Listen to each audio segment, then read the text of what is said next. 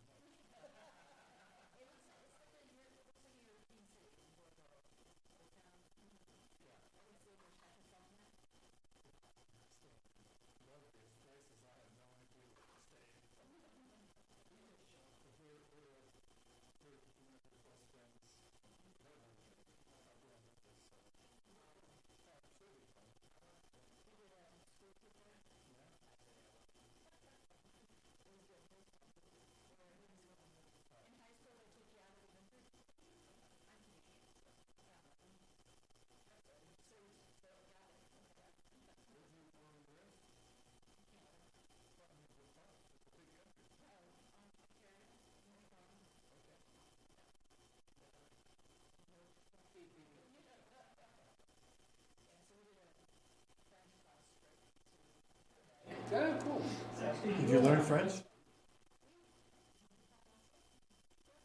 Okay. Actually, there you go. I liked Very it. nice. You have to take French because Good evening. I apologize for my tardiness. The time is about 6:10, July 18th. This is the Planning and Zoning Commission meeting. Before coming out into the general session, we're going to be reviewing the cases in pre-session. The general session will start at 6:30. So with that, I'm going to adjourn to our work session.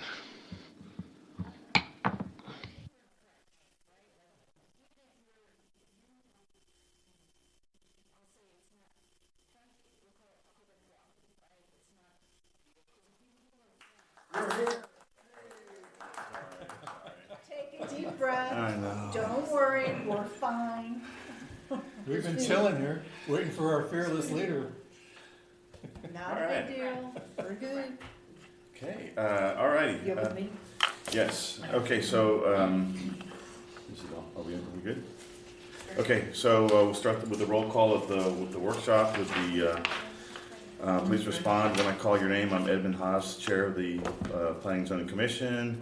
Vice Chairman Portman. Present. Commissioners. Sorry. Sue Blankenship. Present. Kent Halfeman. Present. Cindy Bishop. Here. Ed Marr. Present. And Freddie is not here, although I thought I saw him say he was going to be here. He's Zoom. He's there. Oh, virtual, He's okay, in the I hear him there. Okay, very good. So I'll turn the work session over to Mary, if you can introduce staff and then review the cases. Okie dokie. So we have myself, Louis Raheel, Assistant Director of Community Development, Cole Baker, EIT, Graduate Engineer, Ashley Owens is joining us this evening, City Secretary, Vandana Saidi, Senior Administrative Assistant. Then we have our Code Compliance, Desiree, Rachel, and Lauren joining us tonight as well. They don't have last names? Dang, man. They're difficult. They're difficult last names. Got it. Desiree. You just get first names. Volman, Rachel Rosenstern, and Lauren, I don't know your last name. Shelburne. I just noticed you don't have it. Lauren's fairly new with us, so I apologize that I don't know your last name, Lauren. All right, so we have 3 items on the agenda this evening. The first 2 are interrelated. So the first one is a site plan. So it's not a PD or anything, it's just a straight site plan for a piece of property that's actually located within both the city of Coppell and the city of Louisville. Smaller portion is in the city of Coppell. It's for an office warehouse, zone light industrial. It's gonna be an 81,000 roughly square foot office warehouse building. The portion that's in Coppell is gonna be really the truck parking spaces, some of the car parking spaces, part of the fire lane, and most of the landscaping. So there's entrances off of 121 as well as Vista Ridge Mall Drive in Louisville. This did require an interlocal agreement, which we did with the city of Louisville about a year or so ago. And this is going to be called Lovett Industrial. So you're probably familiar with Lovett Group. They did the property just south of this, where they did the big office warehouse and then the 2 retail office components out front on 121. So really not much to this. We put some landscaping on it. It's going to be 56% landscaped on our part. They're going to put trees all along the perimeter. Really not much to it on this one.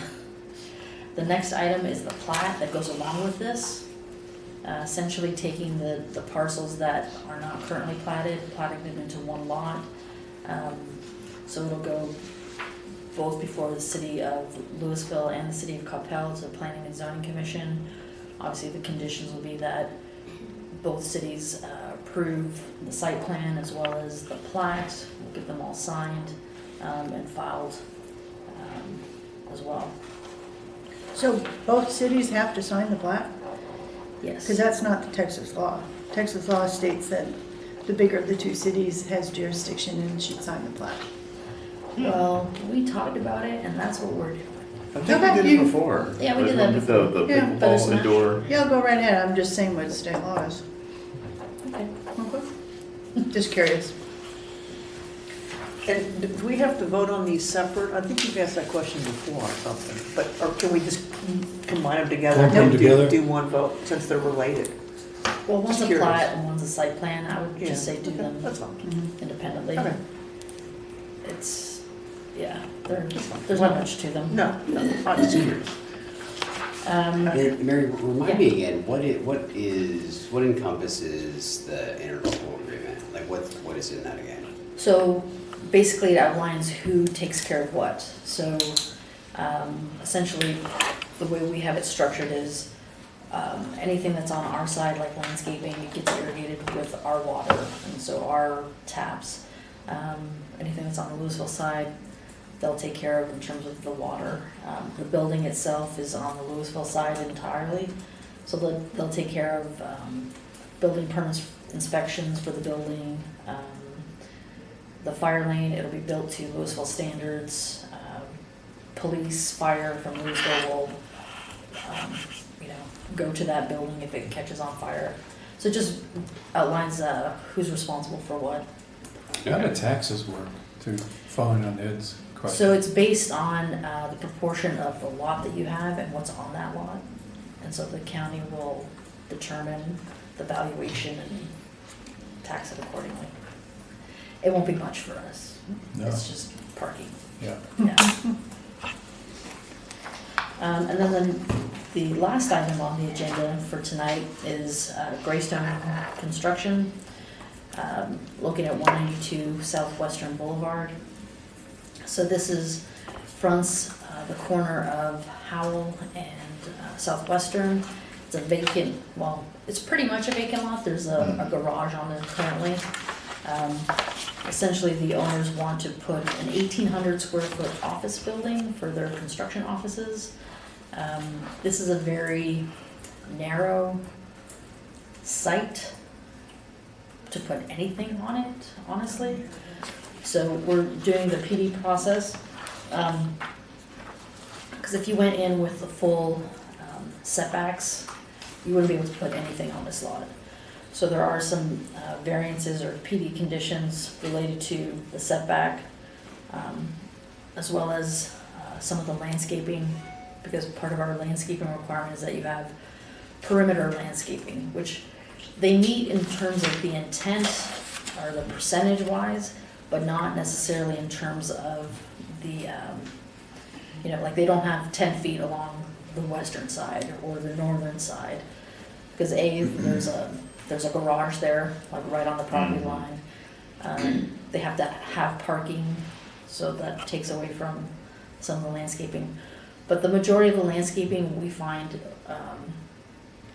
is sufficient in terms of they meet the landscaping along the Howell portion and along the southwestern portion. It's very deep, especially on the southwestern portion. If you look at the southwestern side, there's probably at least a good 50 feet or more that's actually right of way before you get to their property. So, but anyone driving by is not gonna know that. It's gonna look like their front yard is gonna be, like 70 feet deep or something. So Mary, the road that this is on Howell, is Howell Drive, yeah? Yeah, So that's an unimproved road. right, so, and Cole's here and he can answer some questions, but it's actually, they have plans that they're working on right now to redo that road. What's the time frame for that, Cole? Later this year to start Yeah. construction. So I guess that would include drainage and the whole Yeah, bit, right? They're, replacing the utilities and putting in underground drainage along there and making it a standard 28-foot wide concrete street. So it'll match what's closer to Southwestern there. Yeah. So in terms of, so we'll be putting up a new 8-foot privacy board-on-board fence. The building itself is gonna be 1,800 square feet. It'll have offices, a bathroom and I think a little conference room. They're gonna have a little area in the back behind the garage where they can put their couple trailers. So it'll be stored back there. The garage will also act as a screening device. The only access to this site will be off of Howell. Now, I know we have had some people call, not really in favor of what they're proposing, feeling that they don't want anyone coming in off of Howell. Their argument is that it's a residential street. It's really not a residential street. Like, part of the issues that they've had is parents coming to pick up their kids from Pinkerton, come and park there, I guess waiting to get their kids. So that's probably some of the arguments that you're gonna hear tonight if any of the residents show up. In terms of, we did look at having a southwestern driveway or entrance for this, but it's really not, it's not functional. It doesn't meet the driveway spacing requirements because Howell is too close, the driveway next door is too close. And then even if we did allow it for some reason, that whole site would end up being a concrete jungle. And then it still is not functional in terms of allowing for the parking and allowing for, their trailers to be parked there. So we did look at it, and this is kind of the best site plan for that site, in our opinion. What's the business next to it? It looks like it's, The IT one, yeah, it's an IT one. it's IT. To the west, to the west. To the Yeah, west. to the west. Yeah, I think it's IT. And is there, because that's technically a business. Yeah. This will be a business. Was there any thought of moving the driveway over, creating a shared driveway, a wider driveway to kind of They create something unique? They explored that, and the people next door were not amenable to that. So part of the, and then you look at, Cavalry, or where they used to be, just on the other side of Howell and Southwestern, so across the street from each other. When they went through this process, they were given, so they have their lot was a combination of two lots. So they were able to put a driveway off Southwestern. They also got approved a driveway off of Howell they just never built, but it is approved if they wanted to put it in the future. The other thing that we need to look at is just north of this lot, it is also zoned commercial, and across the street, the next two lots above Cavalry are also zoned commercial. So kind of like a brief history of this whole site, Howell and Bullock, it was all zoned commercial. It only got rezoned to residential maybe like 2002 or so, and that was to give the residents an opportunity to become compliant with single-family residential, and it also allows them to, if they need to do improvements on their house, because then it made them conforming, versus if it's commercial, you can't expand a non-conforming use. But these lots, the 192 Southwestern, the one beside it, the two above it, are all zoned commercial. So it's not like there isn't already commercial zoning or traffic. Precedents. There is. And the other thing I want you guys to kind of keep in mind is that it's an office use, which is like the least amount of parking and probably traffic generation.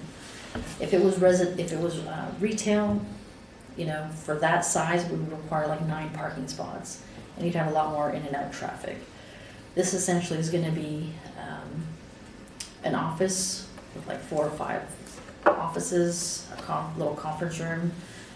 And essentially, if they're not out in the field, they're not making money, right? So their goal is to really not be in the office very much. Are they bringing clients into this office? They might be, but essentially, It's not like a dentist office where there's No, that's someone every medical 15 dental, that has minutes. a big turnover and greater Yeah. parking demand. Exactly. What's their business? They're construction, so they're typically out on site. This is the neighborhood though that there was a big drainage issue, right? Is this the one behind Dairy Queen? That whole area would always go underwater. Yes. I think resident number one's here. Okay. Yeah. So, like we See, you might said, remember him. the city has plans for redoing that street, so that should take care of some of those issues. Yeah, that's all I got. Do we know when the city will do that? Later this year. Before the end of the year.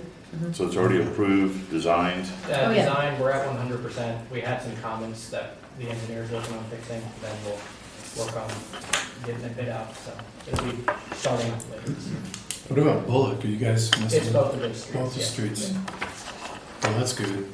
That should take care of all that drainage, regional drainage problem there. Yeah, there's a big drainage issue there. And because the whole area was commercial, zone commercial, that's why the fencing, we're allowing a wood Well, fence but, versus something more, but they back up to another commercial property. okay. But what about behind it? Those were done probably in the 80s. And a lot of the other commercial developments were given variances for parking, landscaping, fencing. Looks like that shed is right on the property line too. Mm-hmm. Yes. Sure does. Huh? Yeah. So that's why part of the PD conditions are to accept the setbacks as presented. So on the north it'll be 0, on the, Did we allow this though? what's that? We allowed it back in whenever that shed went in? It was there, I don't know when it was there. I believe at some point maybe it was a house, you know what I mean? So maybe it was, I'm not sure when it was there, but it's there. So now we're dealing with it. The IT building, IT infrastructure?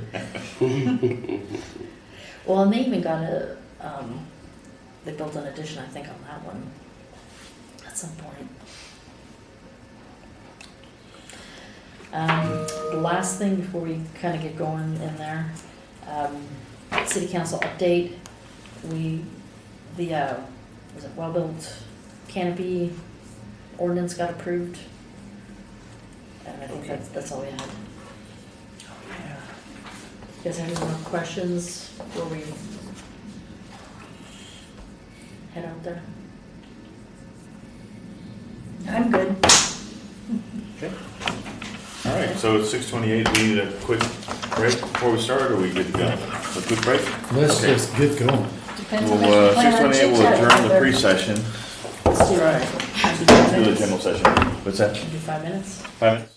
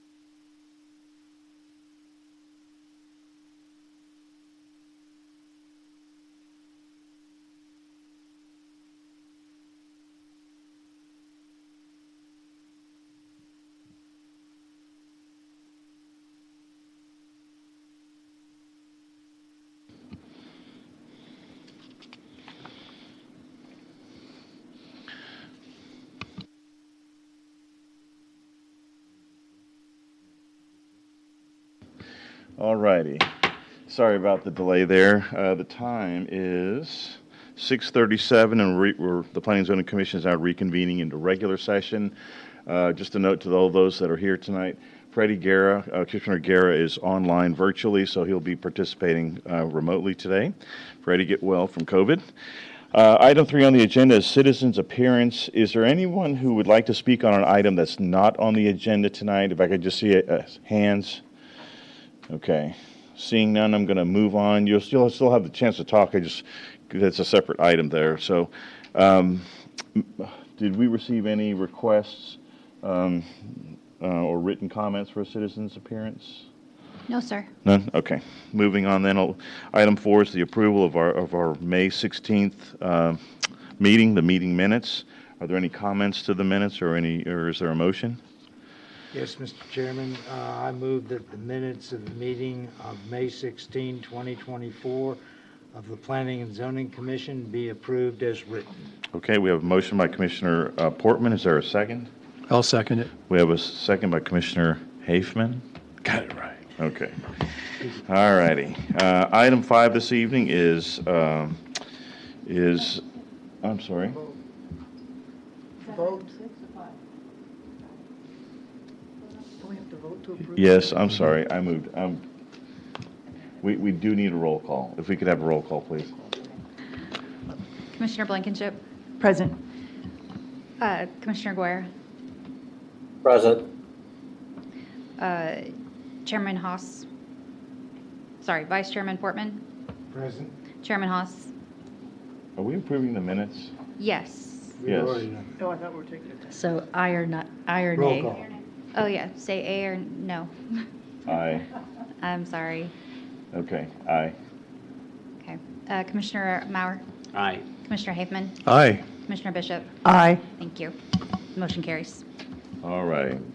Back on track here. Item 5 this evening is to consider approval of a site plan for the Lovett Industrial Lot 1 Block A, a total of 6.56 acres, split between the city of Coppell and the city of Louisville, for the construction of an office warehouse building, that being 81,156 square feet, located in Louisville, and associated parking located in Coppell, and subject to an interlocal agreement. We have a staff presentation by Ms. Mary Perone Boswell. Mary? Good evening, Chairman, Commissioners. Item 6 on your agenda is for Lovett Industrial Site Plan. So this is an oddly shaped piece of property made up of multiple parcels, again with a portion in Coppell, another portion in Louisville. The Coppell portion is the long skinny one to the south. Since the project lies within 2 municipalities, an interlocal agreement between the city of Coppell and the city of Louisville was approved by both cities in the last year. So the interlocal agreement facilitates the use on this property and breaks out the responsibilities for each city in terms of fire response, garbage, utilities, and so on. So the building is proposed to be 36 feet in height, 81,150 square feet in size. It's proposed to face Vista Ridge Mall Drive with 2 entrances, one off of State Highway 121 Business and the other from Vista Ridge Mall Drive. The truck court is proposed to be located in the rear of the building with the required car parking located at the eastern and western sides of the property and truck parking on the southern portion of the lot. The southern portion of the lot does back up to another Lovett project with a another large office warehouse building located fully in Coppell.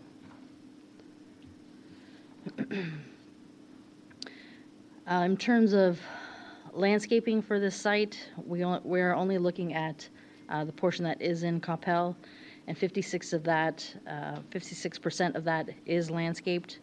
And they will be planting overstory trees along the perimeter as shown.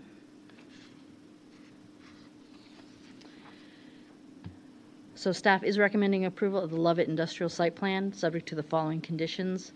That there will be additional comments at the time of detail engineering review and building permit. 2, that it's subject to the City of Louisville approval. And 3, that tree mitigation plans be updated. So they did send us some new tree plans, and we're in the process of reviewing that. That is the end of my presentation. I believe the applicant's engineer is here as well if you have any questions. Very good. Thank you, Mary. Any questions of staff by the commission? Okay. Is there any discussion by the commission? Is there a motion by the commission?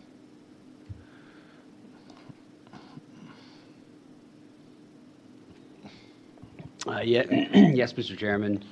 I move to approve site plan, Levitt Industrial, Lot 1, Block A, 6.56 acres split between the city of Coppell and the city of Louisville for the construction of an office warehouse, building, and associated parking, subject to staff conditions. Okay, very good. We have a motion by Commissioner Marr. Is there a second? Second. Second, Commissioner Blankenship. Ashley, would you call the roll, please? Please respond by saying A or nay as I call your name. Commissioner Blankenship, Aye. Commissioner Guerra, Aye. Chairman Haas, Aye. Vice Chairman Portman, Aye. Commissioner Maurer, Aye. Commissioner Hafman, Aye. and Commissioner Bishop. Aye. Thank you. The motion carries. Okay, item 7 on the agenda is to consider the approval of the 11th edition Lot 1 Block A plat to create a new lot and associated easements located in the city of Coppell and the city of Louisville, located on 6.56 acres of property zoned light industrial and situated at the corner of Vista Ridge Mall Drive and State Highway 121. We have a staff presentation by Miss Mary Prone Boswell. Mary? Sorry, I just want to back up 1 second because I forgot to click a button. There was a 4th condition that the drainage will be reviewed as part of the detailed engineering review. So I apologize. There's 4 conditions. We had that covered. Okay. So item number 7, this is also part of the Lovett property. So essentially, we're platting, looking to plat the property for the site plan that we just looked at. So it's a simple plat request. This incorporates the unplatted parcels located within the city of Louisville and the city of Coppell. The plat addresses the easements, fire lane required for the construction of the office warehouse building. And I believe there's some right-of-way dedication in Louisville as well. So staff is recommending approval of Lovett Edition, Lot 1, Block A, subject to the following conditions being met. 1, that there may be additional comments at the time of engineering review and building permit, and 2, that the plat is approved by the City of Louisville Planning and Zoning Commission as well. Okay, That's it. very good. Any questions of staff by the commission? Any discussion? I'll make a motion that we approve the 11th edition, Lot 1, Block A, with the conditions as presented. Is there a second? Second. So we have a motion by Commissioner Haas, second by Commissioner Portman. Ashley, would you call the roll, please? Please respond by saying A or nay as I call your name. Commissioner Blankenship, Aye. Commissioner Guerra, Aye. Chairman Haas, Aye. Vice Chairman Portman, Aye. Commissioner Maurer, Aye. Commissioner Hafman, Aye. and Commissioner Bishop. Aye. The motion carries. Thank you. Very good. Item 8 on the agenda is a public hearing. This is to consider approval of PD-317-C, that being the Greystone Construction Building, Lot 2, North Lake Estates, a zoning change request from commercial to plan development number 317-commercial to approve a new detailed site plan for an 1,800 square foot office building located on 0.23 acres of property situated at 192 Southwestern Boulevard at the request of Danny Diddick of Greystone Construction and being represented by McAtee Engineering. We have a staff presentation by Mary Prone Boswell. Mary? This item on your agenda tonight is a piece of property located on the corner of Southwestern Boulevard and Howell. So the site plan identifies an existing garage located on the north of the site, which is planned to remain. And they also plan to construct a new 1,800 square foot office building.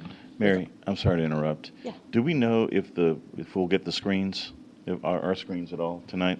Oh, They're still working on it? Okay. okay. Go ahead. Sorry. Sorry. So they're proposing a new 1,800 square foot office building with offices and a small conference room. 5 new parking spaces are proposed. So the site will be accessed off of Howell Drive. There's a place behind the existing garage warehouse to park their work trailers. They're also proposing an 8-foot wooden board-on-board privacy fence with cap to screen the site along the northern and western sides. And there are some PD conditions that they are requesting. They relate to setbacks reflecting the existing building location on site and the limited room for development. Staff is not opposed to this setback request.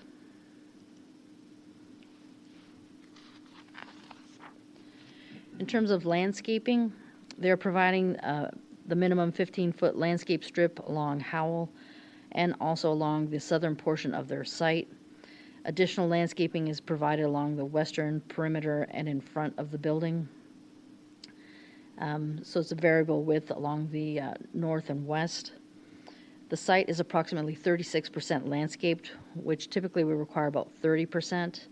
And this does not include the right-of-way in front of this property along Southwestern Boulevard, which will also be landscaped. And that portion is about another 2,033 square feet of landscaping just north of the sidewalk. They will also be adding some trees to the site, and some of these trees, we're going to have to review the plan a little bit since some of the trees were accent trees and not overstory trees, but we do have enough room to add all the trees to this.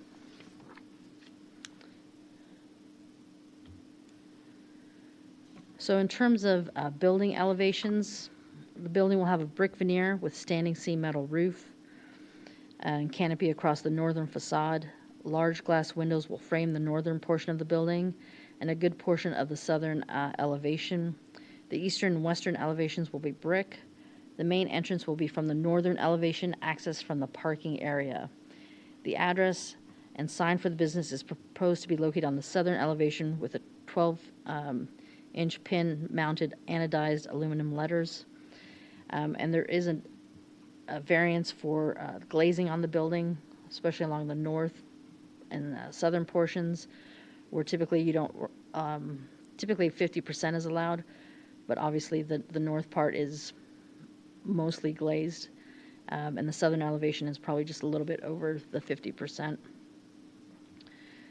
So in terms of, this is the existing garage that's on site. And I'm going to hand this over. This is the some of the brick colors and material board for this project. And so this is the a rendering of what they're proposing for that site. So it's 1,800 square foot building.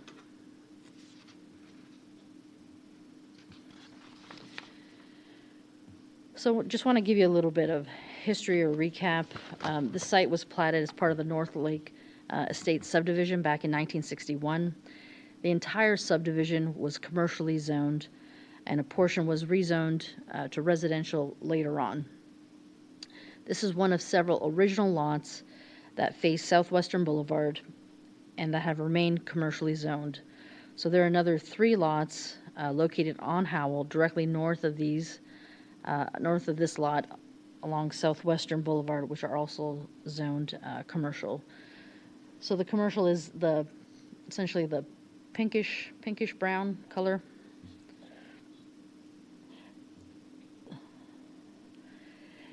On the east side of Howell, facing Southwestern Boulevard, Cavalry Construction, a professional office building, and a garage was constructed over 2 lots. So they were approved for a professional office building. They have a driveway off of Southwestern Boulevard, which is their primary entrance, but they were also approved a driveway off Howell Drive. That was not constructed, but it was approved if they ever decided to add it in the future. As it relates to land use, the request for professional office use is the least intensive land use within the list of permissible commercial uses in commercial zoning. The amount of parking required and the total trip generation is low in comparison to what could be allowed. So this 1,800 square foot office building, it requires 1 to 300 versus like a retail is 1 to 200, which would require like 9 parking spots.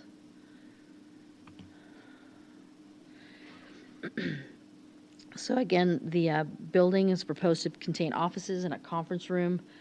The majority of the time, I believe the employees will be on a job site. The homes to the north were constructed in the late 1960s and 70s. The entire subdivision was commercially zoned until 2002, when some of the homes were rezoned to SF7 with a planned development with conditions. This gave the residences a conforming status to allow for legal site improvements and the associated insurance and financing requirements. The property along several others in the subdivision were never rezoned and remained commercial. There have been several SUPs, special use permits, you can see with the little orange dots, that's what the little orange dot means, approved for the remaining commercial zone properties, which have included a beauty salon, a construction office, landscaping business, and a trench safety consultant. These businesses were also granted variances relating to parking, landscaping, and fencing exceptions. The property to the west had a planned development approved in 1999 for a commercial specialty contractor that did waterproofing and restoration of commercial buildings. I believe now it's an IT building. The existing house for that was used as an office, and they were granted some variances as well.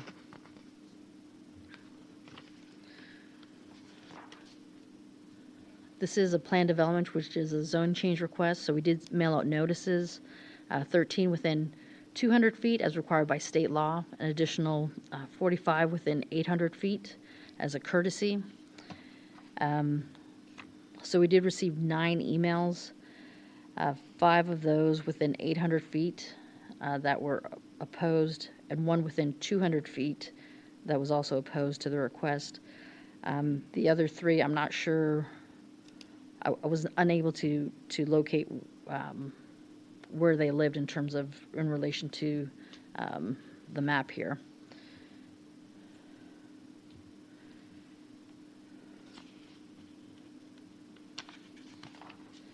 So staff is recommending approval of the request subject to the following conditions. 1, that there may be additional comments during the detailed engineering review. 2, PD conditions A, to approve the reduced setbacks as shown. B, to allow the landscaping area as proposed and updating the data table calculations to accurately reflect what is shown. C, to allow the glazing of the building as shown. And D, to allow the parking as shown. So that is the end of my presentation. I believe the applicant is here as well, if you have any questions. Okay, very good, Mary. Could you ask a couple of clarifying questions? Yeah. So you mentioned, if you could pull up the image that had there you go, there. I'm sorry, the next slide. Other way. That had the land use and it had the special use permit dots. There you go. So you mentioned the 3 special use permits. Those are the 3 dots. Yep. And you said 1 was office, 1 was... So these were done, like, some of them were done a long time ago. So the uses that were approved were like a beauty salon, a landscaping business, I think a construction office, and then some kind of trenching business. Okay, and those are operating in the current structures? I mean... So those were the special use permits that were approved for those sites. I'm not sure if necessarily those same businesses are still there. I believe there's a landscape business on just north of so at 160 down here on the right, was Cavalry Construction. I believe that's now owned by somebody else. Just north of that is a landscaping business, I believe. I'm not sure what the other 2 currently are, but they all are zoned for commercial businesses. was just double checking because looking at the street view, they look like residential homes, but they're occupied by businesses. Okay. That was number one. Number two, and so the entire area was commercial, correct? The Yes. entire, inclusive of all the current residential development properties back in the back. Correct. So when they came back, they left out these pieces here for the commercial, but everybody else went residential. Yeah, okay. Okay. I do remember this neighborhood area from the Dairy Queen and then the mixed use, and there were some issues with drainage, but it sounded like from our pre-session that Howell and Butler or Bullock, they're going to be reconstructed as approved plans. And where's Cole? Cole, if I could you come down and share the timing on the completion of the reconstruction of those roads, or at least the status of those projects? Yes, yeah, we're working on finalizing the plans with the engineer. They submitted 100% plans, but we had a few minor comments that we're looking at addressing, and we'll have some more discussions with them. But we're looking to later this year to start construction on that. Believe the estimated construction time was a little over a year, was what we were estimating. So. Okay, so by summer of 25.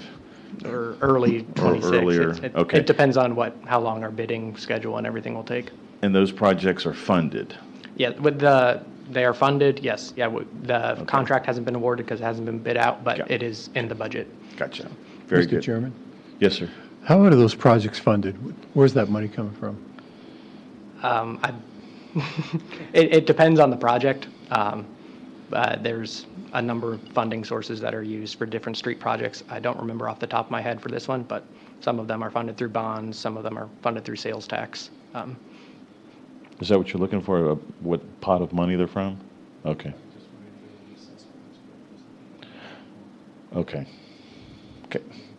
And will this construction schedule solve the flooding issue in the residential neighborhood? So currently there are some issues with drainage due to, it's all, the way that the subdivision is laid out, it's the asphalt street, and then there's bar ditches on the sides, or at least there were at some point. And so over time, some of those have gotten a little filled in, or some of them don't flow quite the same way they were. And so as part of this project, we're adding the underground storm drain system that'll carry the water away to the existing storm drain system over by Denton Tap. So. Okay, thank you. Thank you for all that for context on this application. Okay, Mary, I did have a follow-on question. You mentioned in pre-session that the site was several iterations of the site were undertaken just to kind of look at layout and parking, and can you share a little bit on that? Sure.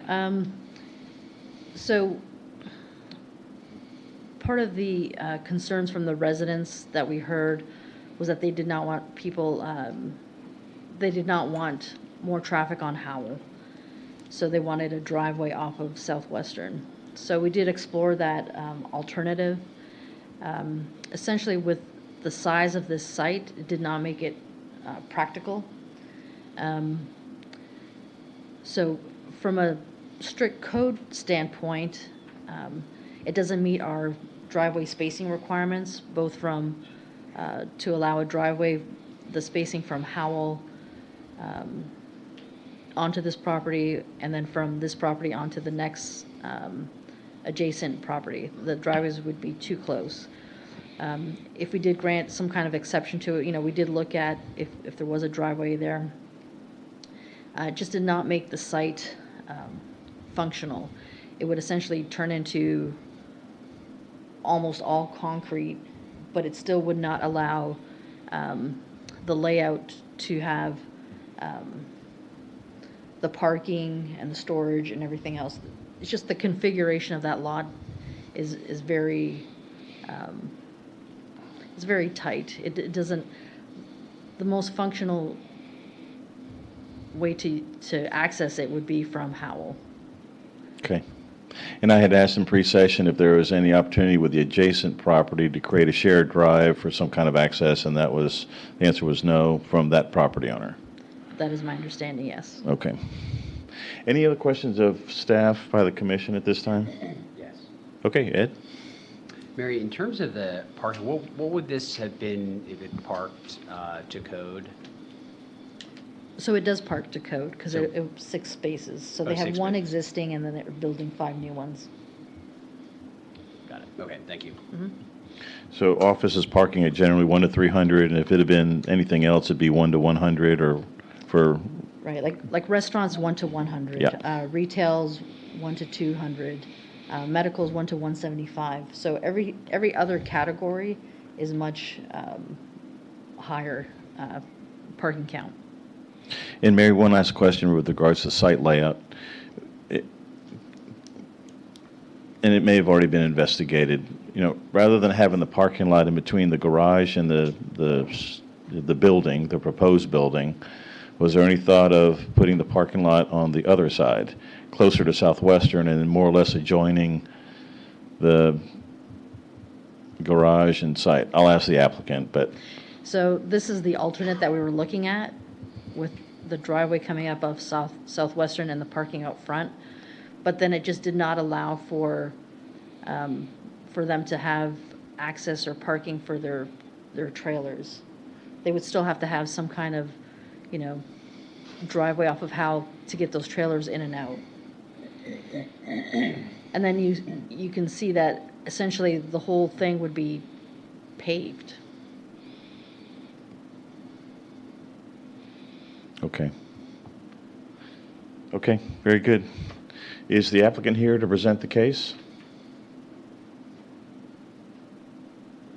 Yes, we're here. We'll have some questions regarding the site.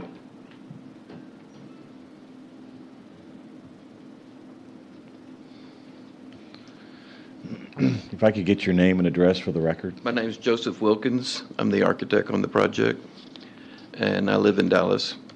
The You need address? the address? Please. It's 1214 Barlow Avenue. Okay, very good, thank you. So I'd been asking about some of the site considerations, and I guess through your thought process, this is obviously the final layout, but in the other format of parking in the front, Mary kind of explained some of the issues with, I presume, trailers and storage.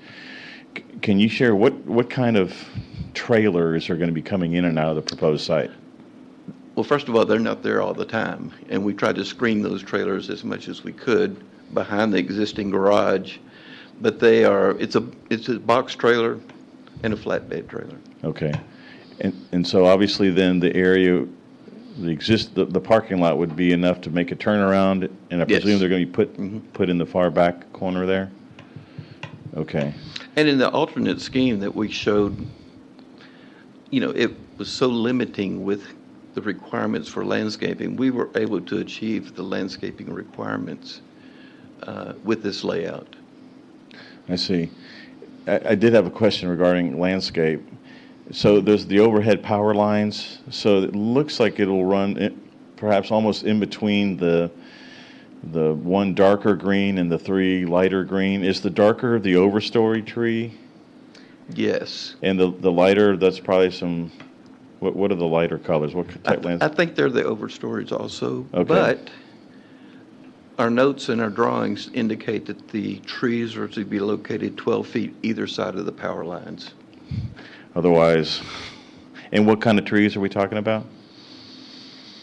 It's a mix. Some of them are oaks, the Chickawa or whatever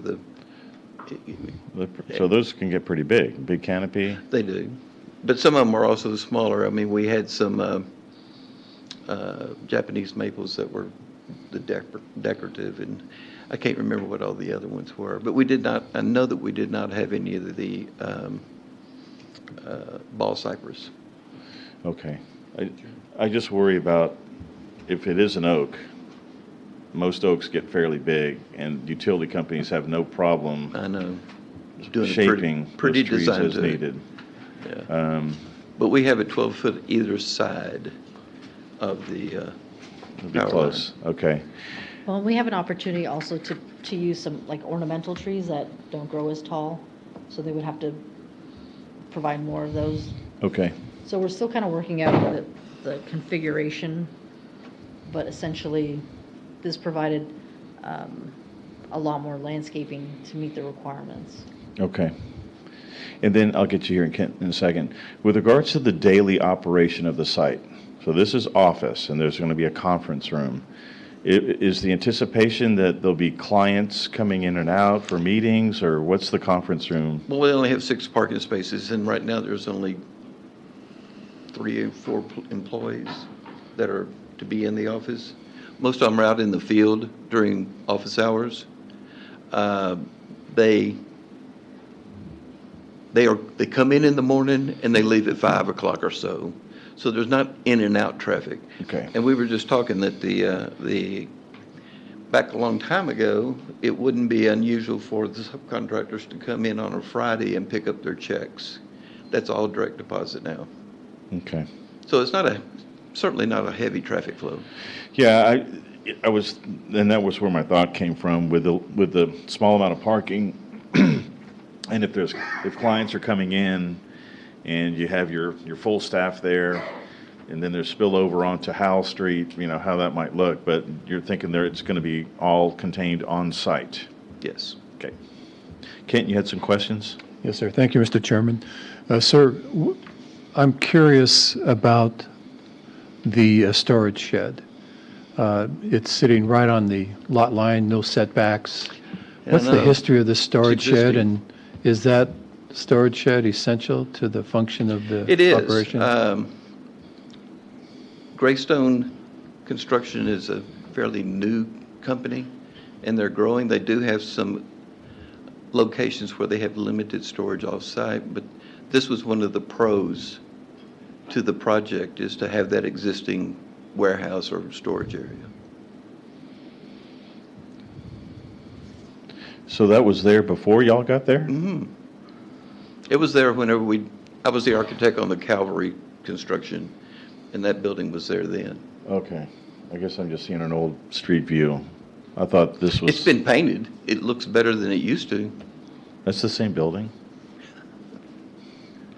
Okay. And it is right on the property line. All right. Kent, you had any follow-on questions there? Yeah, it's just an unusual, if that building wasn't there, maybe you would have more flexibility in your site design. It would. But the site is extremely challenging to put any kind of structure on. An 1,800 square foot building is very small. But there was a lot of constricting things regarding that site. It was just fortunate enough we have a client that it worked for them to put that 1,800 square foot building on there.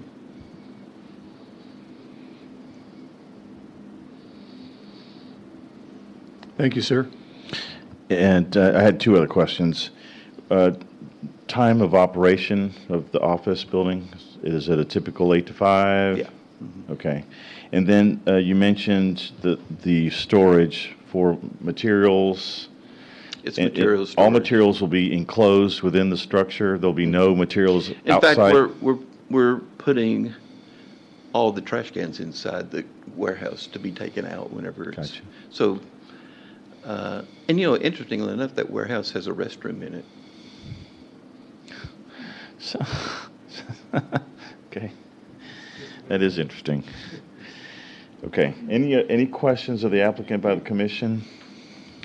Yes, sir. Excuse me, but they're saying it's a construction company, but what exactly does that mean? What kind of operation is this? They are somewhat of a spinoff from Calvary Construction, and they do restorations of tornado damaged buildings and fire damaged buildings, flooded buildings. It's not a typical construction company.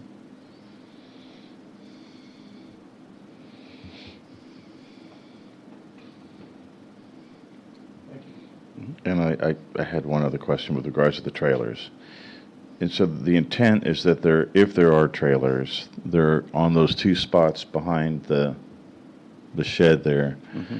And it's all anticipated that anything related to the site will be on site, nothing on Howell, correct? That's correct. Okay. Okay. And we screened it. I mean, we purposely placed it back there so it's not offensive to the neighborhood. Yeah.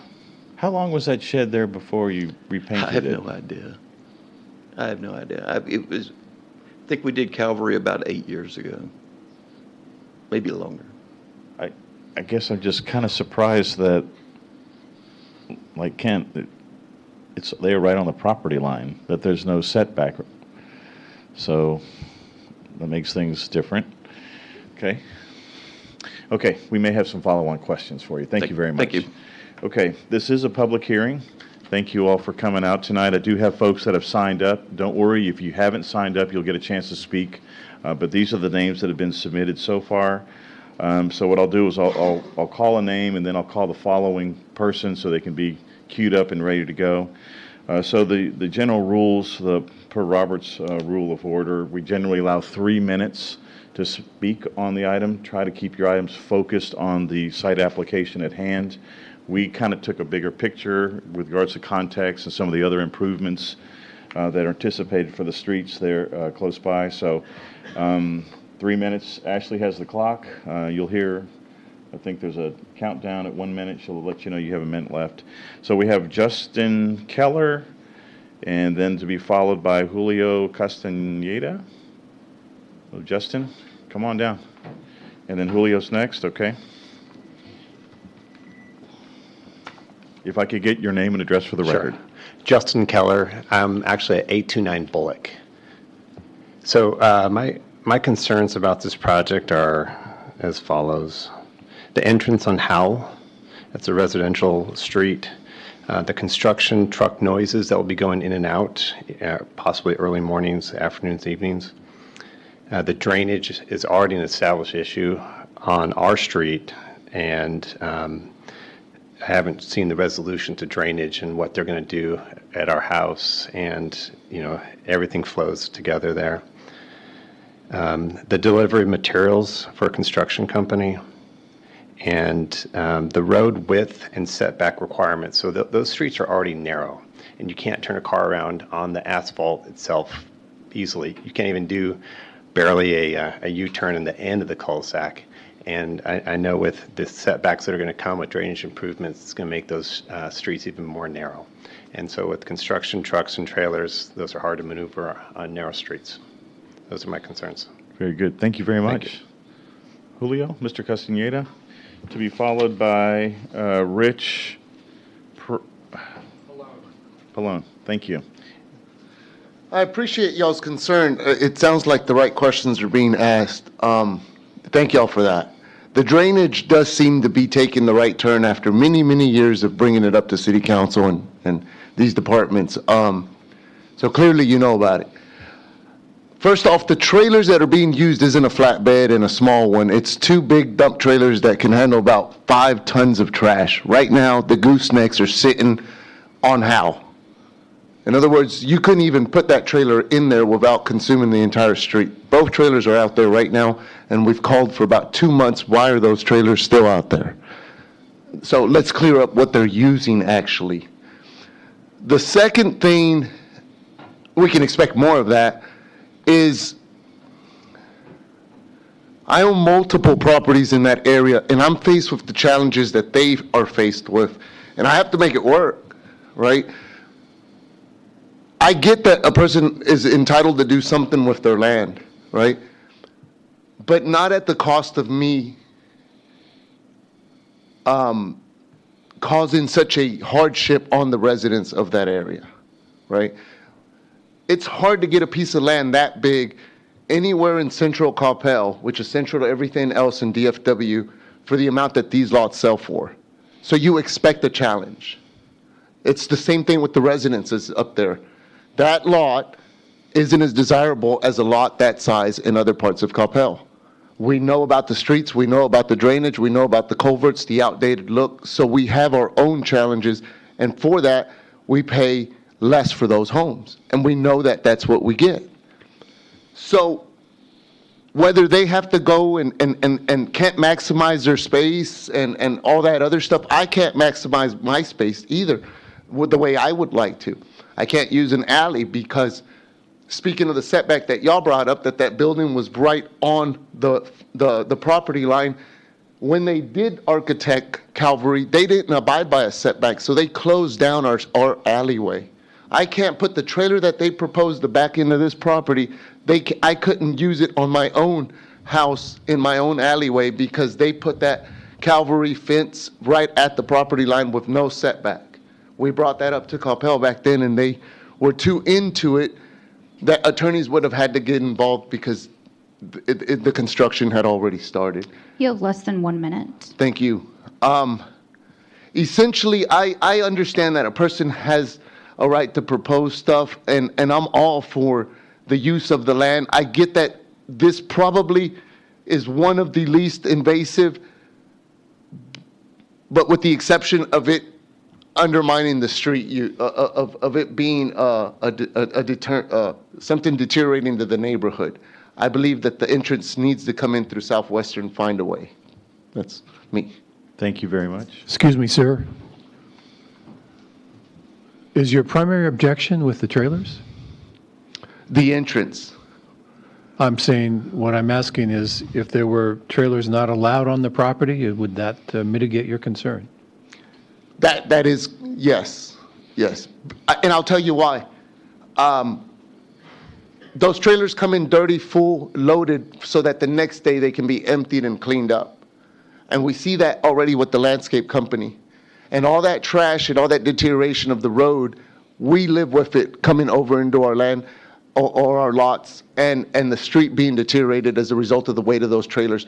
I told Mary, very kind lady, that the alleyway, because of its business use, non-residential use, because of its business use, had craters almost 2 feet deep that just this week got filled after 2 months of me and my wife calling for them to get filled. So we can't even use the alleyway.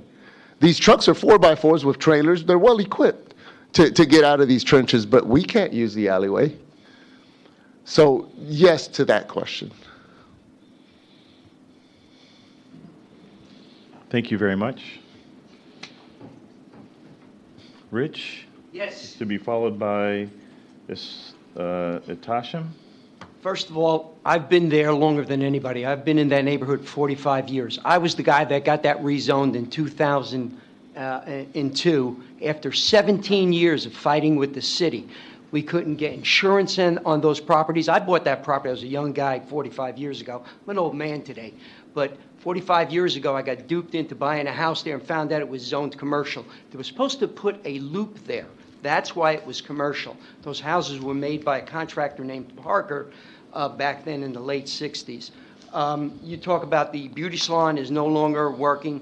Trend Tech is no longer there. There's a guy living in there right now. Ron's living in there. The lady did the beauty salon has passed away. Her son's here, so there's no beauty salon. The only thing that's still left there is the landscaping business. You ask about the garage, you call it. That was a welding shop. A guy named Mr. Trunzler who arsoned his home. That shop didn't burn. That neighborhood was plagued with arsons. There was an arson on Howe because of the way everything was zoned, and the reason Cavalry was built there were 3 homes there that were arsoned. So that neighborhood has had problems, like I said, for the last 45 years. My objection is it is so crowded with the school coming in and out, the new warehouses that just came there, and we don't need additional stuff there. I object to the driveway. I was the guy that gave Cavalry all the grief and wouldn't let them put the drive there because we don't need additional. And yes, they're going to be fixing the street. They're going to be working with the drainage. That in itself is going to be a challenge. Cole knows that also. They still haven't worked out the deal with the way the pipes are going to go in there. That neighborhood has had problems. The city of Coppell wants to get rid of that neighborhood. I'm telling you, like I said, I've been there 45 years. I've been there. I don't know what else to say. I didn't write anything else down, but I object to them coming in. It's a Southwestern Boulevard address. Stay off my street.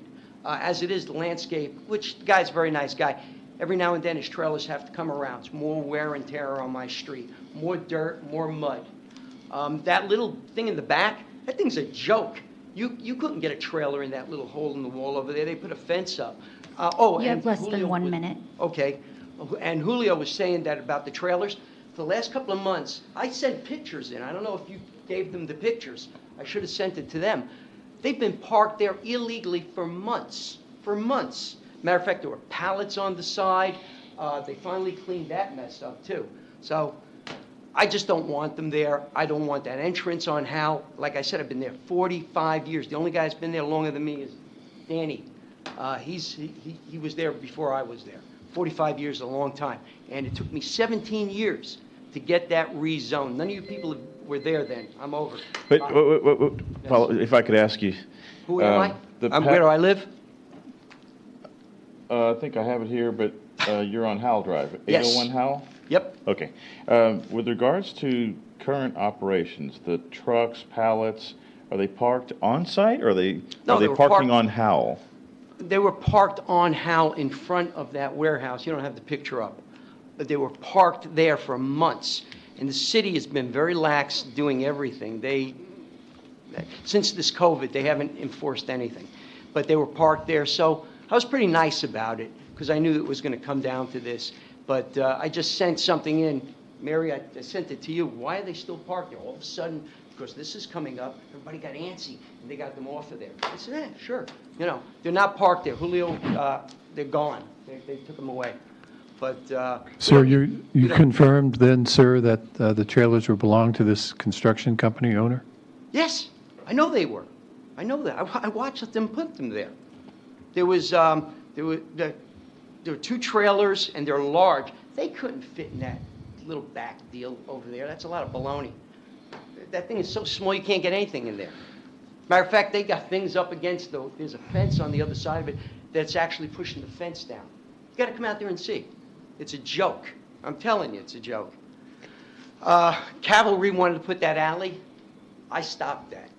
I don't know if you no, you weren't there, Mary, at the time. I stopped that. You know, the guy said to me, I don't want to deal with you, Mr. Pallone. This is good. I said, that's my street. I live there. My blood is in that street. So he backed off. And I don't know, why, they still could put an alley? How are they going to put an alley there? They can't put an entrance there. It's a southwestern address. And I live on Howell. I can't have my address on Southwestern. Yeah. Thank you very much. Thank you. Tasham, followed by Viswana. Okay. You're fine? Yeah. You're Itasham? And then how about Viswana?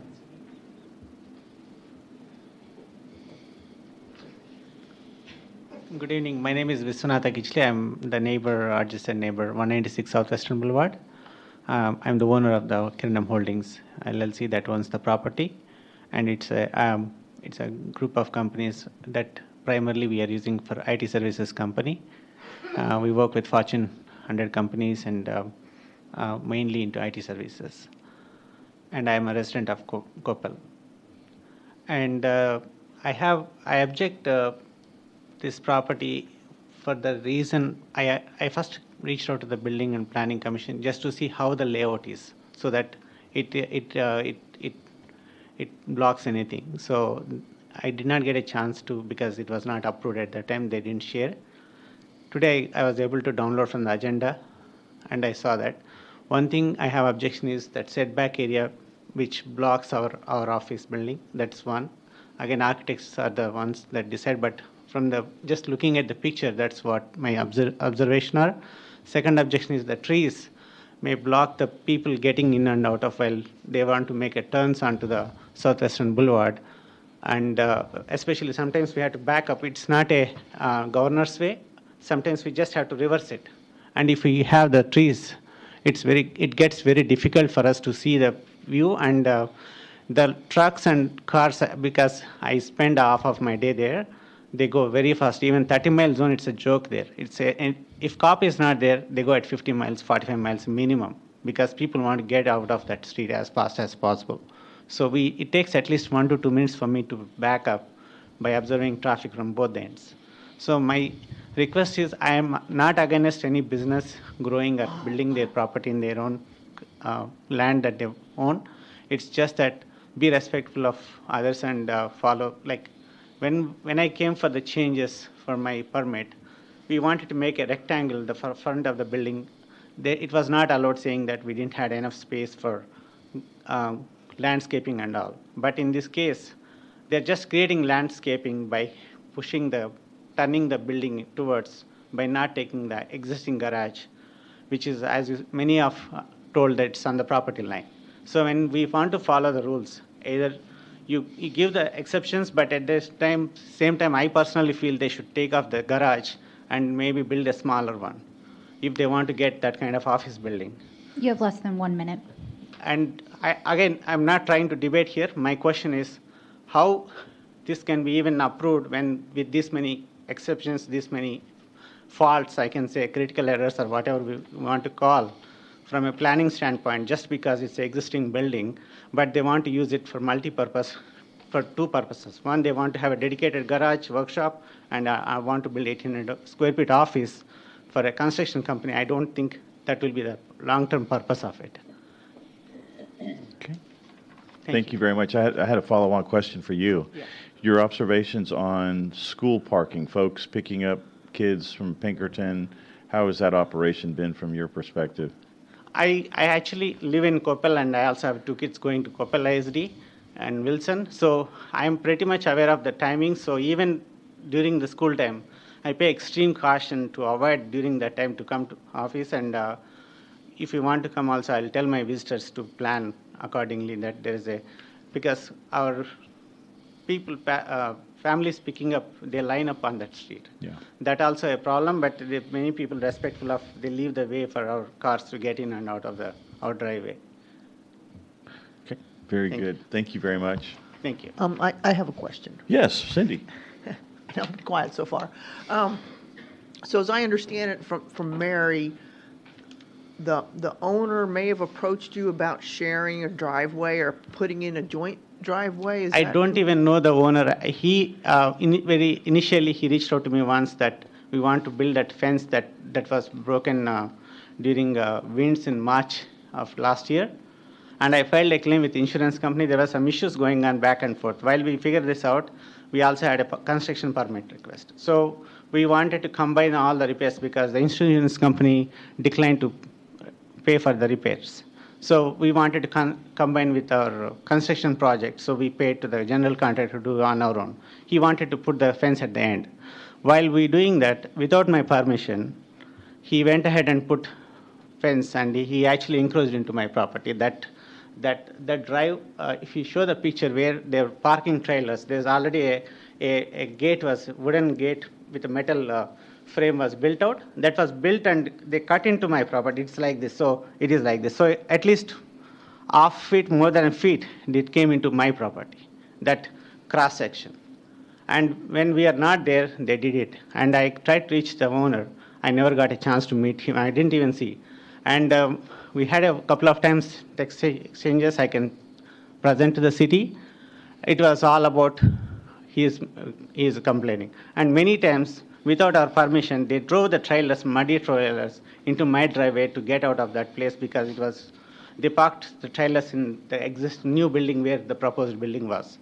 They sometimes go out of our driveway and they leave all the mud and everything, the tire marks on us, and I had to clean up because we are IT company, we are not a construction company. People expect some cleanness when they want to come. So that my concern is even to share the driveway or do anything. That's my biggest concern. We work with companies like IBM and Microsoft, Google. These are the companies we work with. So we don't want to be in a situation where I need to spend half of my day just to look after my property. I rather focus on building solutions and some analytics for the companies to make company grow. Okay, thank you. Thank you. Sir, you have a shed in the back of your property that's on the property line as well. Is that not true? Sorry? You have a shed or a storage building on your property in the back? Is that correct?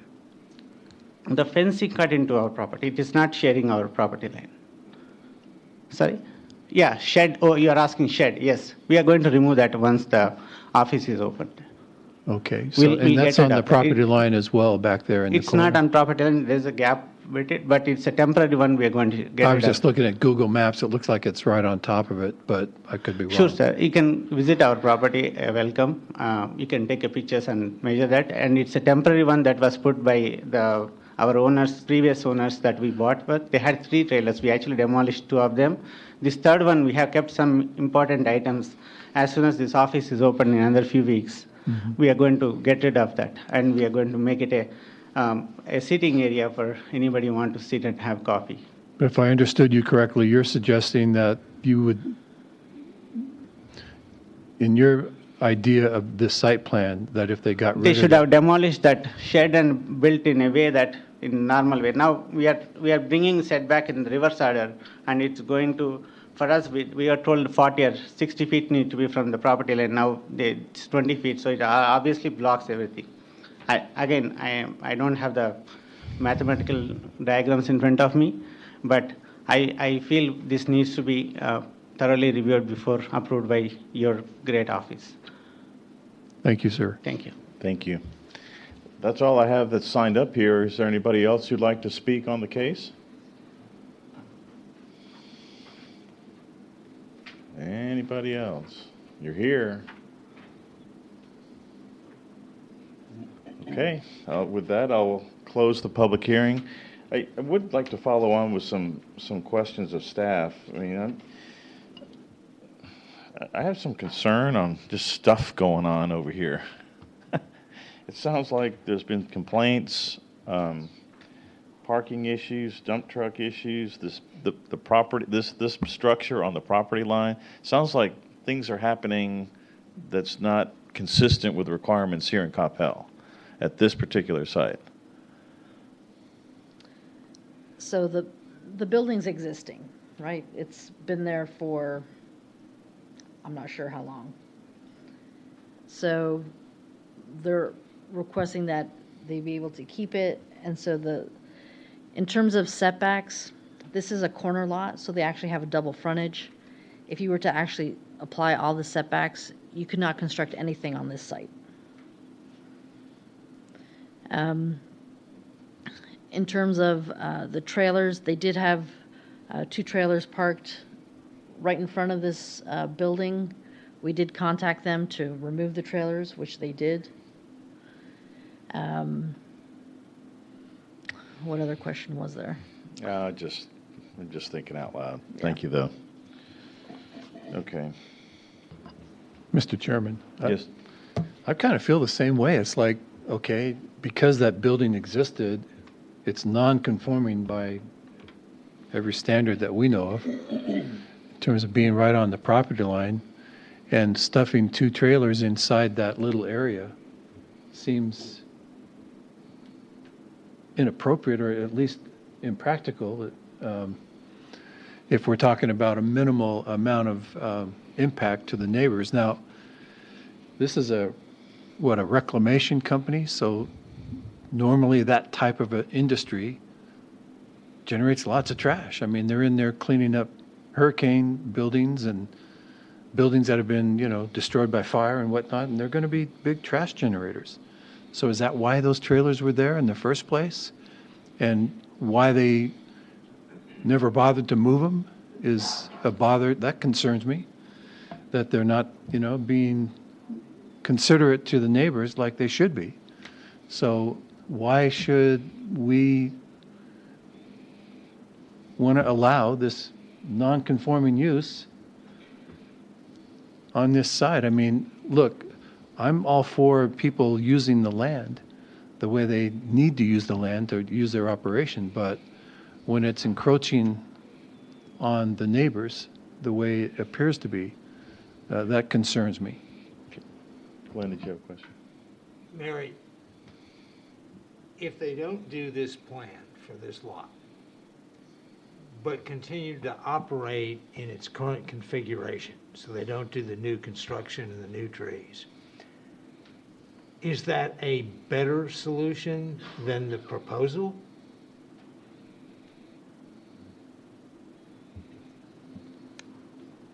So all I can say is that they're looking to build an office building. They own the property. They would like to construct an 1,800 square foot office building. Now, whether they'd be willing to not park their trailers there, that's something that you could ask them. You know, this is the proposal that they're bringing forward, and this is what they'd like you to vote on. Where the office building is proposed to be built, what's there right now? Nothing. The only thing on this site is this It's open. building. Everything else is grass or vacant. So there would be no other major change to the tract other than the grass goes away and an office building comes up? Okay, understand. Yes, Mary, once once Howell is improved, will parking on that street be allowed by the residents? Or anyone? I'll let Cole tackle that.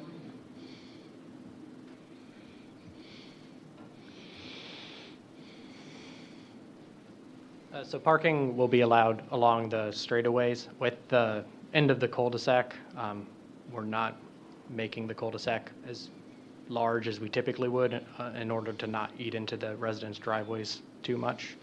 We're trying to balance that because it is a smaller right-of-way, and the houses are closer to the right-of-way than we would typically have. And so there will be parking along the straightaways, just not in the turnaround area. Okay.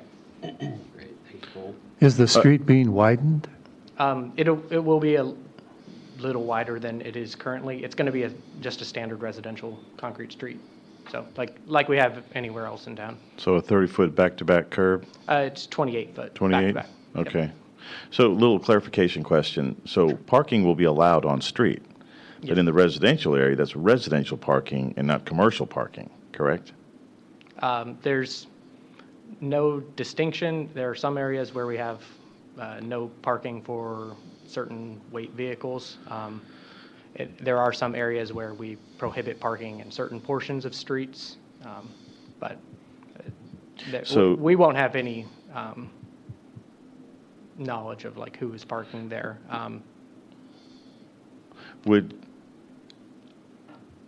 And I'll be asking the applicant to come back up, but if there's a stipulation of no parking on Howe Street for commercial, for trucks or anything like that, is that something that the city would enforce? If we, is a condition of approval, no parking on Howell for commercial, and the reason I ask is because at our church at St. Anne, there's no parking on the residential street, on one side of the street. Yeah, I don't know. And that's enforced because I got to donate to the city for that. Right. I'm not aware of whether we're able to prohibit strictly commercial vehicles. That's not something that I've But seen, could a no parking zone be implemented?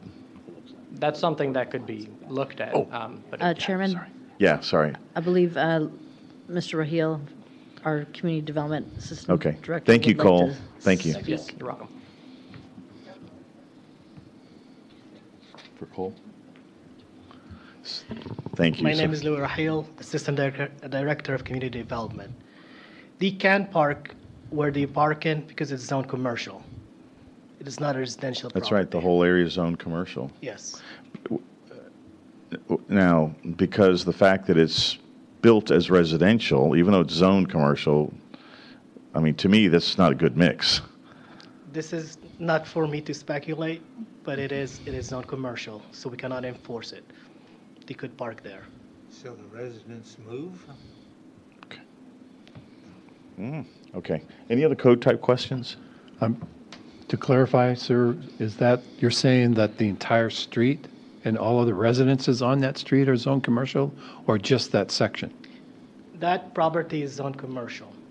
This property under, Zoned commercial. okay. But the rest of it is zoned, Mary can answer that question. So when you look here, everything that's in the pinkish mauve color is commercial. The residential is the yellow portion. And this is not dissimilar to other areas of town, like along Bethel. We have it where along Denton Tap, it's commercial, and then you go down further east on Bethel, and then it turns into residential. So this is not unique situation.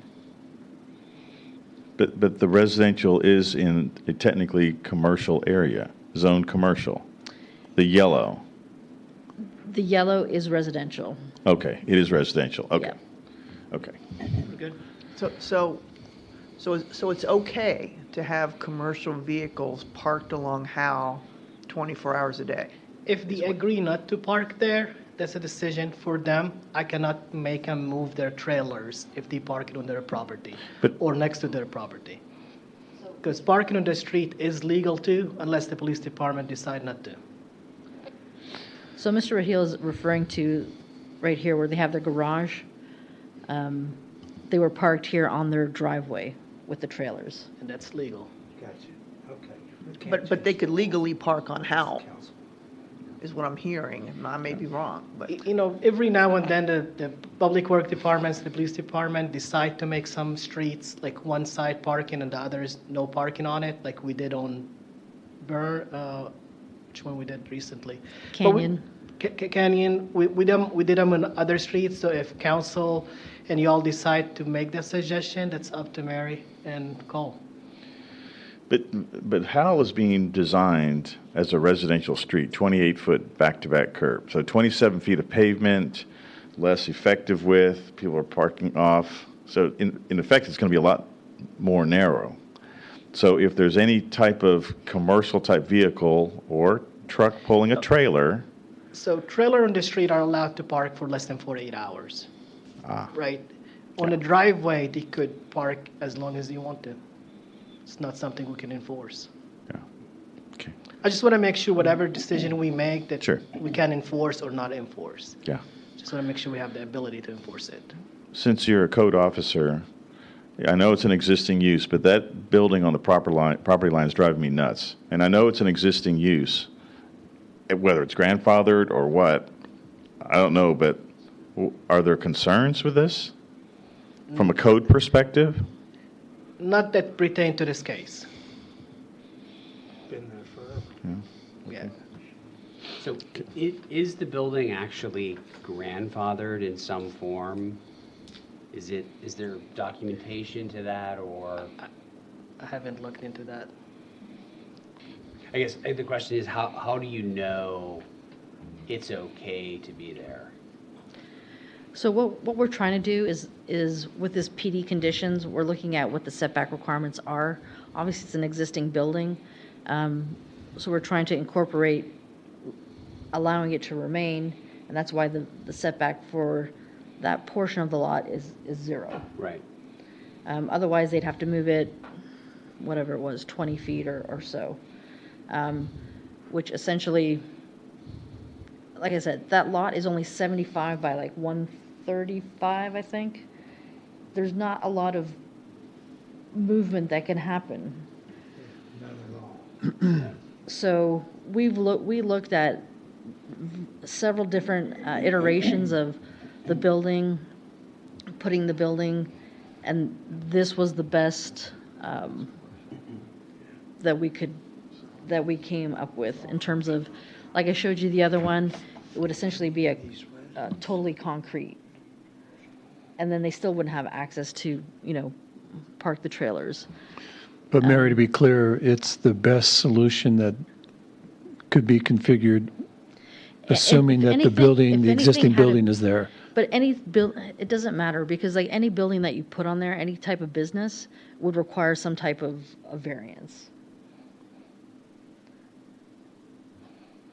So from experience, it's hard when you try to design from up there. So right now for us, I'm just telling you the challenges we have. So if you approve it and people complain because you're parking in a driveway, that's not something we can enforce. So as designed, we cannot enforce parking there. So I think you guys are talking about two different things. Mr. Raheel is talking about them parking on the driveway. On the driveway. But in front of the existing building, whereas you're talking parking on the street. Yeah, my question was related to parking on Howe. If they park on Howe, like usually police department give them 48 hours before they have to move it. Would that be true if the parcel was just zoned for office use, period? It's commercial. If There's no distinction? no, I don't believe so. It's commercial. It's still commercial use. The function might be different, but the zoning is commercial. Sorry about the cross-examination here, but thank you very okay. much. It's okay. Thank you. Any other questions? I think I have a question for Cole again, I think. We're going to get some Why exercise here. why don't I ask my question first, so you don't have to come all the way up just to get. I'm happy to give you the mic, Cole. Come on.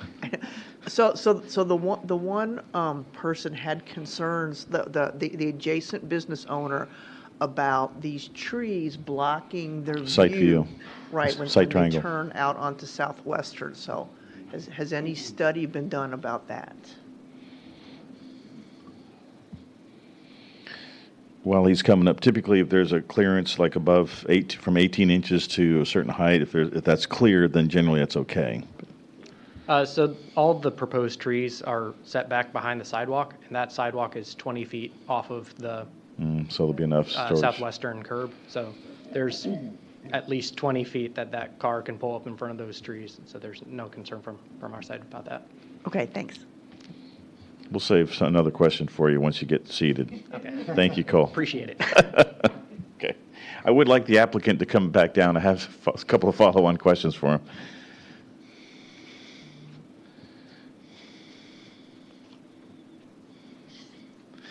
So it's really more, as we heard testimony from area residents regarding current operations, dump trucks, gooseneck trailers, and it kind of leads to my concern at the outset of the two slots in the back. It's going to be very difficult to park some of those trailers No, there, it will not be. according to, According okay. to, I've been doing this for 37 years, but according to all of the parking requirements and maneuvering of these types of trailers, there's plenty of room. Okay, so That has been tested. Okay, with auto turn, things like that?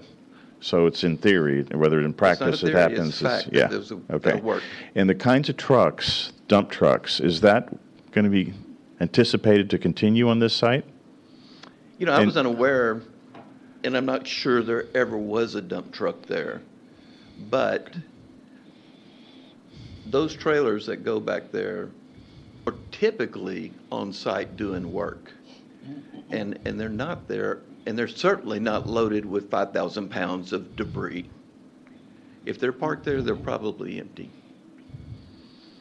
So, I take exception to thinking that that's not maneuverable, because it certainly is. I'm just trying to get a handle of what's going on currently day to day, and a lot of the stuff is boiling to the garage or the shed, and just things are just feeling it's intense. The intensity, even though office is a lighter intensity use, just the fact of the garage there in the trucks, those kinds of things, would you be opposed to site conditions restricting if it is, and I guess I could generically say trucks, but I'm talking about the larger, whatever dump trucks being restricted from site as a condition of development? That would certainly be doable. And that would be, and I don't even know what kind of class the box type trailer trucks are, but Both of the owners have pickup trucks, so those will be two pickup trucks there. And those box trailers that most of the time will be on site somewhere else. The warehouse is nothing but a storage warehouse. There's no construction operation going in there, no fabrication. I think we're lose sight that this is an office building. I agree. Office use. But when as we're considering variances and considering the overall operation of the site, I'm starting to feel a little concerned. And Is it the warehouse? no, it's and you explained it, Mary, up front. Y'all looked at it. It's just the Howell Drive, and so with a 28-foot street. And if parking is occurring temporary for kids getting picked up and maybe people are staging in there, that area is going to be a mess. And I don't know if it's a mess currently, but now you put on potentially other, and I'm not saying it's going to be trucks, but the fact that it's there or they're allowable, I can just see things being very tight. Well, the parking area for the people in the building, I mean, we're down to our limited amount. That's So covered. if somebody was going to park the truck there, they would be blocking anyone from Yeah. parking in the parking space. But if there was restrictions saying that you can't park a dump truck there, then we'd certainly be open to that. And restrictions of parking along your side of Howell Street. Well, of any commercial vehicle, I think that if there's a customer or a client coming in, they certainly have the opportunity to Yeah, park there. and they may be pulling a box trailer too, so it's hard to say. Mary, I don't remember a box trailer ever being out in the street. And were we notified of that? I know there's been some pallets out there. There was at least 2 gooseneck-looking trailers. Off the top of my head, I don't remember. But I remember I did contact Mr. Diddick and ask him to move them. Okay. You know, I think it's a handsome building. I think it's appropriate for that site. It's certainly an improvement to the weeds that grow out there now. We purposely moved the building, not only to make the building more operational, but we moved it so that it screens part of that warehouse. I mean, we want to be the good neighbors. Yep. But we need to be operational. Sure. Any other questions of the applicant? No? Thank you very much. Thank you. Okay, the public hearing's been closed. Any conversation, any discussion? Yeah, so Mary, and fellow commissioners, my concern is on because the property is being redeveloped, I can understand the grandfathering of the shed in the back when the property is not being developed.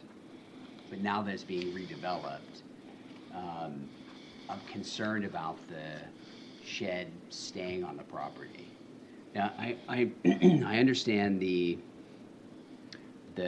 changes of the setbacks to be able to develop the property, but the shed remaining gives me a lot of pause because it is being redeveloped as part of it.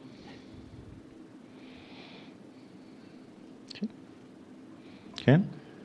Thank you, Mr. Chairman. I echo what Ed is saying, but also in addition to that, I mean, if the site, look, I'm struggling to try to figure out on behalf of the applicant how to make this work, okay? Because it's a parcel, they've got a decent design for an office building, but given the type of construction company that it is in terms of reclamation, and the use of trailers and the intensity of commercial vehicles, trucks and box trailers and whatever else needing to operate their company, I'm concerned about the intensity of that use.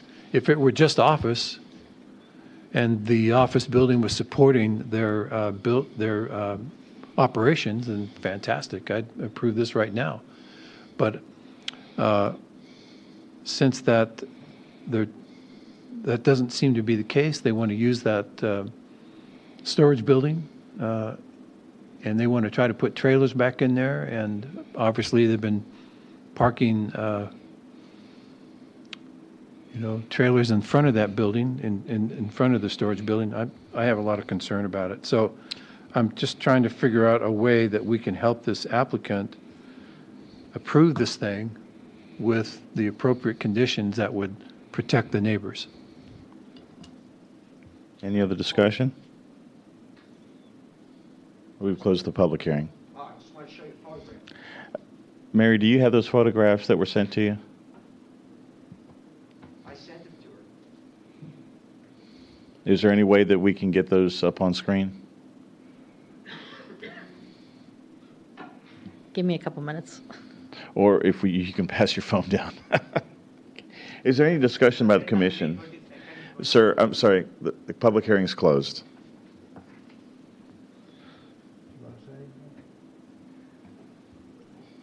My thought on this is that this may be the only way you can use this land.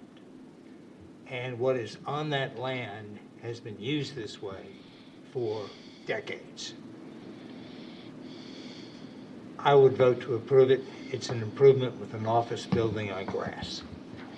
And it's a public street. You get to park there. And the law is that you can park there, vehicles or trucks. It's a commercial area. It is unfortunate for residents behind this area to deal with the problem. But there are lots of areas in the city where you've got residential areas near commercial. And it's unfortunate, but commercial areas are required. Anyway, I'm in favor of allowing the design then. I see the dilemma that's been created by, the address is Southwestern and not Howell.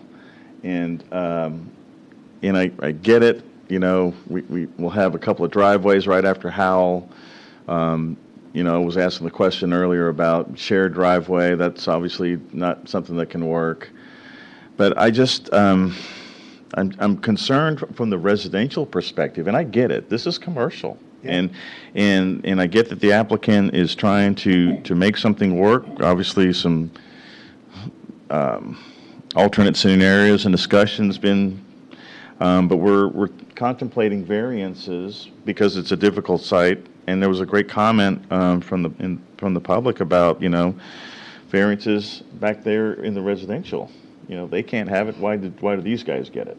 And so I'm just. They own commercial land. So I'm struggling with this one, quite honestly. So I think everybody's struggling. Yeah. Okay. Any other final deliberations, Sue? I'll deliberate. Sure. I guess I see both sides of it. I see the resident side of it, and I see the owner side of it. So it's kind of a quandary. But maybe I don't know, I have a couple different thoughts. One, I'll just get out of the way real quick because it's been bothering me since he mentioned it, is if there's already a restroom on site, does the city already have a sewer and water tap and service to this site? Yep. Yes. Okay. So the city's already been supporting this use for years. So according to my little helpers, the metal building had a permit for a half bath in 1985, 1982 electrical permit on the welding shop garage. So this was an acceptable use since 1985 for the garage area. So I don't know that I have a big problem or issue with it remaining, especially because it's adjacent to, according to this site plan, an existing alleyway, even though it's not being used as an alleyway. The second thing is I think I agree with Commissioner Portman that this is the least invasive use for this property. Otherwise, this property will never get developed if we don't. I mean, and it's the right of the property owner to be able to develop their property with an office use in an industrial area. So I'm not opposed to that. And but one thing we might want to consider as a commission is maybe if we restrict, approve it, but with restricting it with not having the trailers on site. But anyway, that's my thoughts. Thank you, Sue. Disjointed, as they So, and thanks for the timeline there, Mary, 82, 85, whatever that is. But now let's flash forward 40 years. Now the context of the area. We've got residential development, we got we got industrial development on the other side of Southwestern, we got school going on. And I get it, this is a very difficult site, but I'm also thinking about quality of life for those residents. And I see Howell being a sticking point.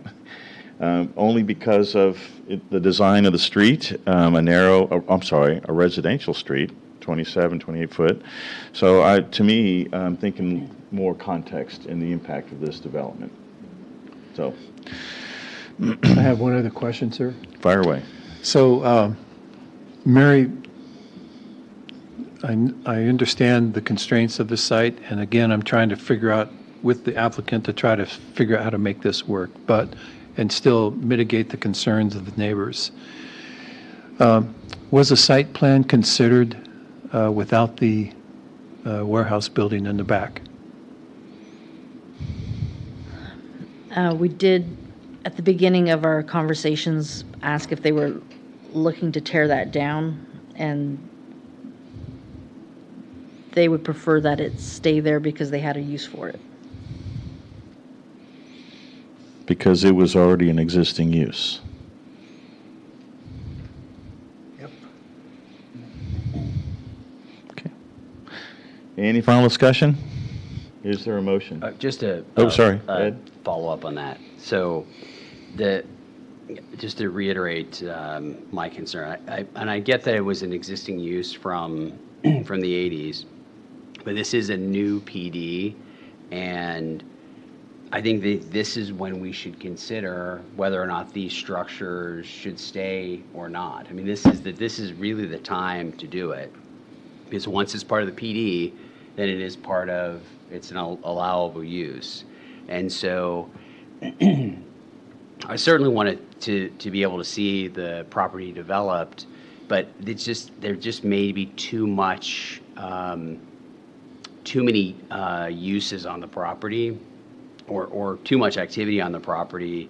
Not saying it in the right words, but they're trying to put too much on the property in terms of the development. And so, I mean, I think this is the time to consider it, and because in other cases where if there are other cases that come up, we have considered this in the past of existing structures and whether they should stay or not. Thank you for that. Any final discussion or a motion? Yes, Mr. Chairman, I'm going to move that PD 317C, Greystone Construction Building, Lot 2, North Lake Estates, a zoning change request from C Commercial to PD 317C, Plan Development 317 Commercial, be approved as submitted with staff conditions. Okay, before there's a second, I have totally forgotten about Commissioner Guerra. Freddie, if you're still up there, are there any comments you might have? No, I agree with the majority of my colleagues. I guess my concern too is really the trailers. I think if there's a way to mitigate that, where they just park behind the warehouse. Because the way I see it too, actually, this use has been, it's been going on for a while. I don't like the fact that, it seems to conflict with the surrounding community.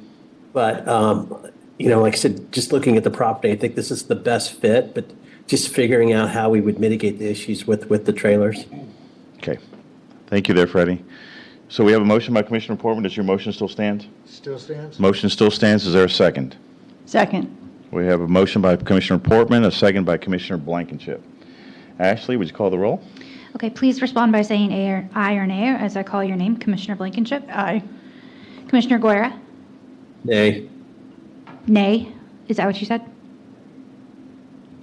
Yes, correct, nay. Okay, I apologize. It was just a little. Chairman Haas? Nay.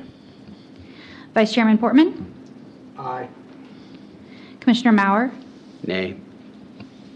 Commissioner Haithman? Nay. Commissioner Bishop? Aye. Okay, the motion fails 4-3. So that means we have some more work to do here because the motion failed. Oh, is the Motion fails, applicant appeals to council. Okay. Or another motion. All right, procedurally, Mary, help me. This motion failed. That means it's subject to another discussion. Continued discussion, sorry. Or is it done?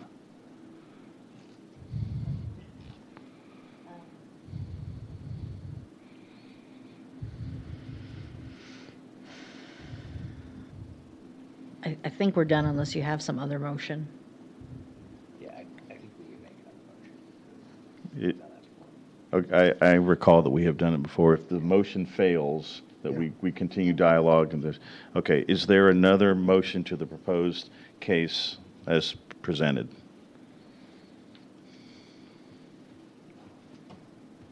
All right, I will make another motion.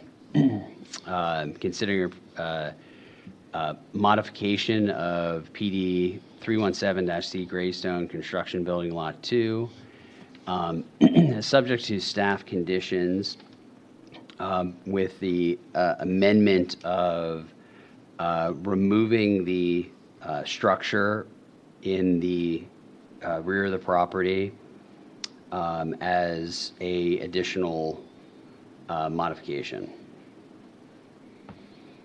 Okay. And restriction of trailers.